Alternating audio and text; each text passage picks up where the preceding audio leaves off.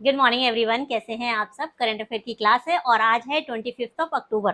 कल तक के जितने भी इंपॉर्टेंट क्वेश्चन जो एग्जाम के पॉइंट ऑफ व्यू से इंपॉर्टेंट हो सकते थे उनको कवर करने की कोशिश की है। तो चलिए देख लेते हैं। पहला क्वेश्चन है, केरल में पहला अंडर वाटर टनल किसके बीच बन रहा है। तो किस किसके बीच में बन रहा है ये पूछा जा रहा है केरल में। तो केरल में पहला अंडर वाटर टनल है ये, और कहाँ बन रहा है, बाइपिन एर्नाकुल या फिर ये बन रहा है बाइपिन और फोर्ट कोची के बीच में बन रहा है। कहाँ, केरल राज्य में। तो केरल राज्य का ये पहला अंडर वाटर टनल है। अंडर वाटर टनल मतलब पानी के अंदर एक सुरंग बनाई जा रही है जो बैपिन और फोर्ट कोची को जोड़ेगा, और ये सुरंग तटीय राजमार्ग विकास परियोजना का हिस्सा है। इसके पूरा होने पर जो अभी मौजूदा 6 किलोमीटर की दूरी है वो कितने किलोमीटर की हो जाएगी, केवल 3 किलोमीटर की बचेगी। इससे क्या होगा कि जो सबसे व्यस्त बंदरगाह माना जाता है कोची, उसकी जो आना जाना होगा वो भी और ज्यादा आवाजाही को बेहतर बनाएगा ये टनल बनने के बाद। ये परियोजना, इस अंडर वाटर टनल का विकास Kerala rail development corporation limited KRDCL द्वारा किया जाएगा, जिसकी अनुमानित जो लागत है वो कितनी है, 2672 करोड़ होगी। नेक्स्ट क्वेश्चन देख लेते हैं। नेक्स्ट क्वेश्चन है तुवालू।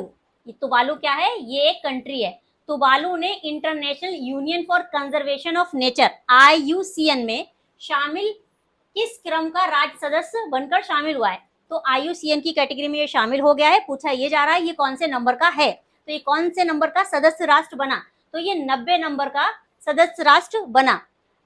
तुवालू क्या है, ये एक कंट्री है, दुनिया के सबसे छोटे देशों में से एक है और जलवायु परिवर्तन से बेहद प्रभावित है। उसने आधिकारिक रूप से international union for conservation of nature IUCN की सदस्यता ली है। इस कदम के साथ तुवालू IUCN का 90वां सदस्य बन गया है, 90 नंबर का सदस्य बन गया है। ये सदस्यता तुवालू को वैश्विक संरक्षण प्रयासों में भाग लेने और पर्यावरणीय शासन को मजबूत करने के लिए एक अवसर देगी उसको। अब तुवालू के बारे में थोड़ा सा देख लेते हैं कि तुवालू जो कंट्री है वो कहाँ है। पहले इसे एलिस द्वीप समूह के नाम से जाना जाता था। किस नाम से, एलिस द्वीप समूह के नाम से इसे जाना जाता था। और अब ये क्या है, तुवालू के नाम से जाना जाता है। दक्षिण प्रशांत महासागर में हवाई और ऑस्ट्रेलिया के बीच में स्थित है। ये कहाँ स्थित है, हवाई और ऑस्ट्रेलिया के बीच में स्थित एक पोलिनेशियाई द्वीपीय देश है। इसमें 9 द्वीप शामिल हैं, जिनमें से 4 रीफ द्वीप हैं और 5 प्रवाल एटोल हैं। 4 रीफ द्वीप हैं और 5 प्रवाल एटोल द्वीप हैं। तुवालू जिसकी राजधानी फुनाफुटी है, अक्टूबर 1978 यूनाइटेड किंगडम से आजाद हुआ था और यहाँ कोई नदी नहीं है। इसका जलवायु उष्णकटिबंधीय है और इसकी जनसंख्या विश्व की सबसे छोटी जनसंख्या लगभग 11,000 के आसपास में से एक है। नेक्स्ट क्वेश्चन देख लेते हैं। वर्ल्ड पोलियो डे, विश्व पोलियो दिवस कब मनाया जाता है, कब मनाया गया। तो कब मनाया गया, यस्टरडे मनाया गया 24 अक्टूबर को। क्या, वर्ल्ड पोलियो डे, विश्व पोलियो दिवस। तो क्या भारत में अभी पोलियो के देखने को मिलते हैं। तो भारत पोलियो मुक्त हो चुका है 2014 में, तो अभी भारत में पोलियो के केसेस ज्यादातर देखने को नहीं मिलते हैं। बट फिर भी आने वाले समय में पोलियो की कोई केसेस ना हो, इस वजह से इसकी जागरूकता बढ़ाने के लिए पोलियो दिवस हर जगह मनाया जाता है, पूरे विश्व में मनाया जाता है और भारत में भी मनाया गया। तो ये वर्ल्ड पोलियो दिवस है। तो भारत 2014 में पोलियो मुक्त हो चुका है, लेकिन फिर भी सावधानी बरतते हुए ये पोलियो की खुराक बच्चों को दी जाती है, जिससे कि आने वाले टाइम में भी ये जो केसेस हैं वो देखने को ना मिले। तो हर साल 24 अक्टूबर को विश्व पूरे वर्ल्ड में पोलियो दिवस मनाया जाता है, ताकि इस घातक और संक्रामक रोग पोलियो के विरुद्ध वैश्विक लड़ाई के प्रति जन जागरूकता बढ़ाई जा सके। 2025 में इस दिवस की थीम क्या थी, and polio every child every vaccine everywhere. Polio का अंत, हर बच्चा हर टीका हर जगह। मतलब जो पोलियो की खुराक है वो हर बच्चे को मिलनी चाहिए, हर जगह मिलनी चाहिए, चाहे वो कहीं पर भी हो, किसी भी देश में हो, कहीं पर भी हो। जो इस बात पर जोर देती है कि दुनिया के हर बच्चे को जीवन रक्षक पोलियो वैक्सीन अवश्य मिले, चाहे वो कहीं भी रहता हो, किसी भी देश में रहता हो। वर्ल्ड पोलियो डे की शुरुआत रोटरी क्लब इंटरनेशनल ने डॉक्टर जोनास साल्क के जन्मदिन पर शुरुआत की थी, जिन्होंने, ये जो जोनास साल्क है, इन्होंने पहला टीका बनाया था पोलियो का, प्रभावी पहला टीका इन्होंने विकसित किया था। और 1995 में डॉक्टर साल्क ने निष्क्रिय पोलियो वायरस वैक्सीन IPV बनाई थी और 1962 में डॉक्टर अल्बर्ट सेबिन ने भी ओरल पोलियो वैक्सीन पेश की। इन दोनों ही टीकों के उपयोग से वैश्विक टीकाकरण अभियान में क्रांति आई और लाखों लोगों की जान बची। भारत ने खुद को कब 2014 में क्या कर दिया था, पोलियो मुक्त देश घोषित किया था, लेकिन पुनः संक्रमण से बचाव हेतु निरंतर निगरानी और टीकाकरण अभी भी चल रहा है। तो ये इंपॉर्टेंट डे था। नेक्स्ट क्वेश्चन देख लेते हैं। अयोध्या ने दीपोत्सव 2025 मतलब दिवाली पर कितने दियों के साथ गिनीज वर्ल्ड रिकॉर्ड बनाया? तो एक नहीं बनाया, दो बनाया, ये ध्यान रखना है। तो अभी पूछा गया जा रहा है कि अयोध्या ने दीपोत्सव मतलब दिवाली के अवसर पर कितने दियों के साथ गिनीज वर्ल्ड रिकॉर्ड बनाए? तो कितने? लगभग 26 लाख दिए वहां पर एक साथ प्रज्वलित किए गए, जलाए गए। तो इस वजह से वहां पर वर्ल्ड रिकॉर्ड बन गया और अपने ही रिकॉर्ड को उसने तोड़ दिया। तो अयोध्या ने दीपोत्सव 2025 में एक साथ फिर विश्व मंच पर अपनी चमक दिखाई और सारे सरयू घाटों पर, जो अयोध्या सिटी है वो कहाँ पर है?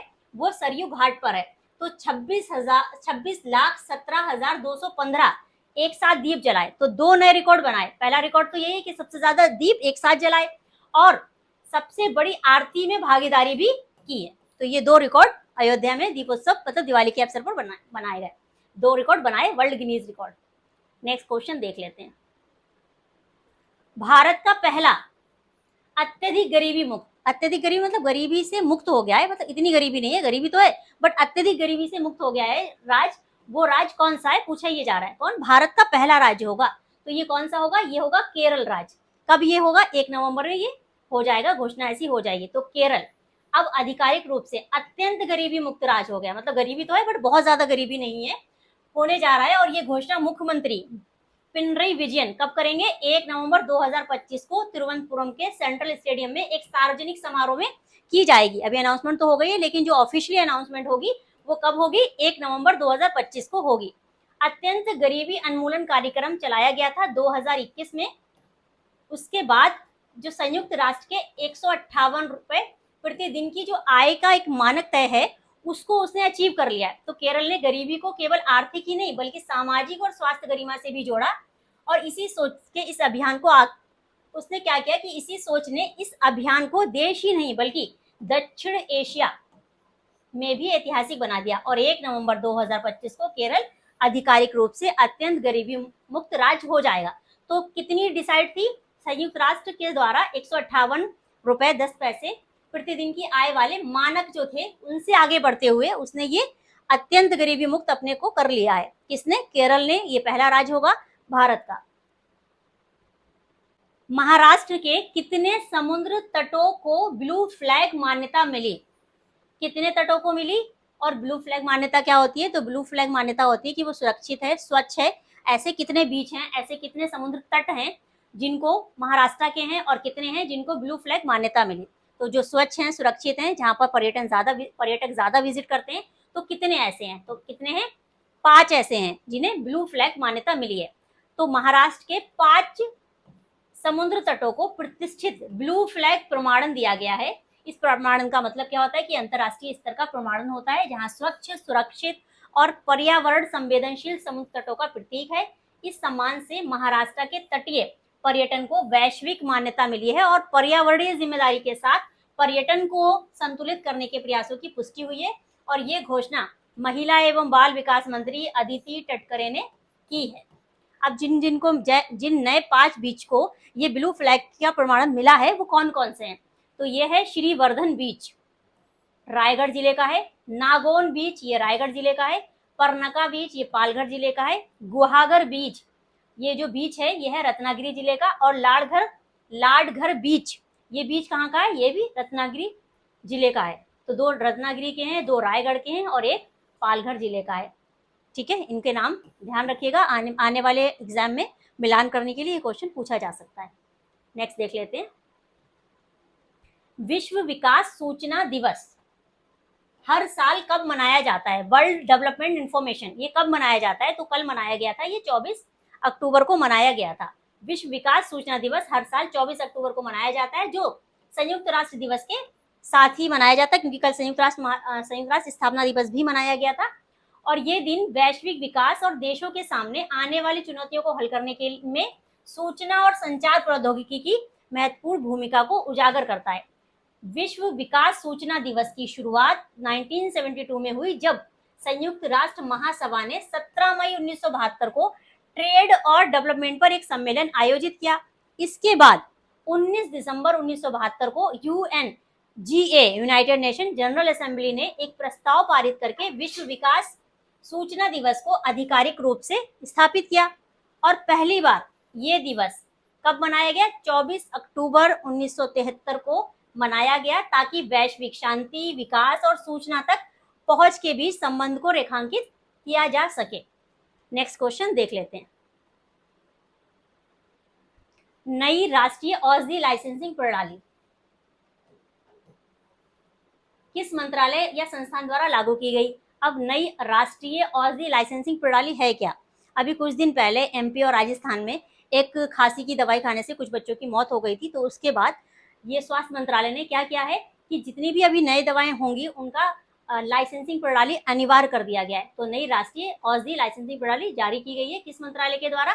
तो ये स्वास्थ्य एवं परिवार कल्याण मंत्रालय के द्वारा नई राष्ट्रीय औषधि लाइसेंसिंग प्रणाली ONDLS online national drug licensing system है, एक केंद्रीकृत डिजिटल प्लेटफॉर्म है, स्वास्थ्य और परिवार कल्याण मंत्रालय के तहत लागू की गई है, जो केंद्रीय औषधि मानक नियंत्रण संगठन के माध्यम से इसे लागू किया जाएगा।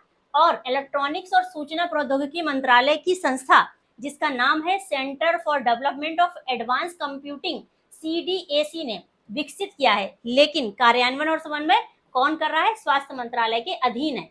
तो क्या है, लागू करने वाला कौन सा है मंत्रालय? यह है स्वास्थ्य और परिवार कल्याण मंत्रालय। कार्यान्वयन निकाय कौन सा है इसका? केंद्रीय औषधि मानक नियंत्रण संगठन CDSCO। और विकसित करने वाला संस्थान कौन सा है? Centre for development of advance computing CDAC। ध्यान रखिएगा, ये इंपॉर्टेंट है, क्योंकि अभी जो दवाई थी उस दवाई पर तो बैन लगाया गया है, बट अब जितनी भी होंगे उनका यहाँ पर ऑनलाइन सिस्टम अपडेट कर दिया गया है कि जितनी भी नई राष्ट्रीय जो औषधि प्रणाली है उसमें उसका सिस्टमेटिक करना जरूरी होगा। नेक्स्ट क्वेश्चन है, कोचीन शिपयार्ड लिमिटेड कोची द्वारा निर्मित पहला, ध्यान रखिएगा ये कोचीन शिपयार्ड लिमिटेड के द्वारा निर्माणित है पहला क्या? Anti submarine warfare shallow water craft भारतीय नौसेना में किस नाम से शामिल हुआ? तो किस नाम से शामिल हुआ? माहे। माहे क्या है? वैसे तो माहे एक पौंडीचेरी का जिला है, उसी के नाम पर इसका नाम माहे रखा गया है। तो कोचीन शिपयार्ड लिमिटेड ने इसको बनाया है। कोचीन शिपयार्ड लिमिटेड कोची के द्वारा इसे बनाया गया है, और ये पहला anti submarine warfare shallow water craft है जो भारतीय नौसेना में अभी शामिल किया गया है। इसका नाम माहे है, पौंडीचेरी जो का जिला है उस जिले के नाम पर रखा गया है इसका नाम। कोचीन शिपयार्ड लिमिटेड कोची द्वारा निर्मित 8 anti submarine warfare shallow water craft में से पहला है। ये कितने बनाए जाएंगे? 8 बनाए जाएंगे, लेकिन ये पहला है। 23 अक्टूबर को भारतीय नौसेना को सौंप दिया गया। केंद्र शासित प्रदेश कौन सा है? पुडुचेरी के ऐतिहासिक बंदरगाह के नाम पर रखा गया है। माहे भारत की समृद्ध समुद्री विरासत का प्रतीक है। तो जो केंद्र शासित पुडुचेरी है उसका ऐतिहासिक जो बंदरगाह के नाम पर, मतलब उसका जो एक जिला है उसके नाम पर ये नाम माहे रखा गया है। भारतीय तटरक्षक बल ने हाल ही में किन 2 तीव्र गति के गश्ती पोतों का जला अवतरण किया है, मतलब कमीशन किया है? तो भारतीय तटरक्षक बल ने अभी हाल ही में किन 2 तीव्र गति के गश्ती पोतों का कमीशन किया है? कौन से जो हैं 2, ये पूछा जा रहा है। तो कौन कौन से हैं? ICGS अजीत और ICGS अपराजित, ये 2 कमीशन किए गए हैं। क्या है ये? गश्ती पोत हैं, तीव्र गति के गश्ती पोत हैं। भारतीय तटरक्षक बल ने 24 अक्टूबर 2025 यस्टरडे गोवा शिपयार्ड लिमिटेड में तीव्र गति के 2 उन्नत गश्ती नौका ICGS अजीत और ICGS अपराजित का जलावतरण क्या है, मतलब उनको कमीशन किया है। देश की समुद्री सुरक्षा को मजबूत करने में उल्लेखनीय उपलब्धि हासिल की है, और तटरक्षक बल के लिए गोवा शिपयार्ड लिमिटेड द्वारा स्वदेशी तौर पर निर्मित, ये दोनों स्वदेशी तौर पर निर्मित है। ये पोत 8 गश्ती नौका की श्रृंखला में 7वें और 8वें हैं, मतलब 8 बनाने थे, 8 में से ये 7वें और 8वें हैं। इससे पहले 6 ऑलरेडी बनाए जा चुके हैं। देश की तटीय निगरानी और संबंधित क्षमतावर्धन में ये महत्वपूर्ण कदम है। अब इससे पहले जो 6 हैं वो कौन कौन से हैं? तो इसमें था अदम था, अक्षर था, अमोघ था, अटल था, अमूल्य था और अक्षय था। ये 6 पहले थे और अब 2 कौन से हैं, ICGS अजीत और ICGS अपराजित। ये भी ICGS अदब में ICGS अक्षर इस तरीके से हैं। नेक्स्ट क्वेश्चन देख लेते हैं। नेक्स्ट एंड लास्ट क्वेश्चन है, सीमा सड़क संगठन BRO का प्रोजेक्ट अरुणांक, प्रोजेक्ट का नाम क्या है, अरुणांक, हाल ही में किस स्थापना दिवस, मतलब कौन सी स्थापना दिवस मना रहा है, क्वेश्चन ये है। तो सीमा सड़क संगठन का एक प्रोजेक्ट है जिसका नाम है अरुणांक, कौन सा मना रहा है, ये 18वां मना रहा है, कौन सा, 18वां। तो सीमा सड़क संगठन BRO की अरुणांक परियोजना का 24 अक्टूबर 2025 को क्या राज्य के नहर लागुन में 18वां स्थापना दिवस आयोजित किया गया। ये भारत के सर्वाधिक चुनौतीपूर्ण भूभागों में से एक 17 वर्षों की, मतलब 17 वर्ष इसको हो चुके हैं और 18वां स्थापना दिवस मनाया गया, उसकी समर्पित सेवा का प्रतीक है। BRO की अरुणांक परियोजना की शुरुआत 2008 में हुई थी और इसका उद्देश्य अरुणाचल प्रदेश के दुर्गम पहाड़ी इलाकों को देश के बाकी हिस्सों से जोड़ना और सीमावर्ती इलाकों में तैनात सशस्त्र बलों को सुरक्षित और तेज आवाजाही सुनिश्चित करना है। पिछले 17 वर्षों में इस परियोजना में 696 किलोमीटर से अधिक सड़कों और 1.18 किलोमीटर प्रमुख पुलों का निर्माण और रखरखाव किया है। इसी के साथ आज की क्लास को यहीं पे क्लोज करते हैं। Thank you so much.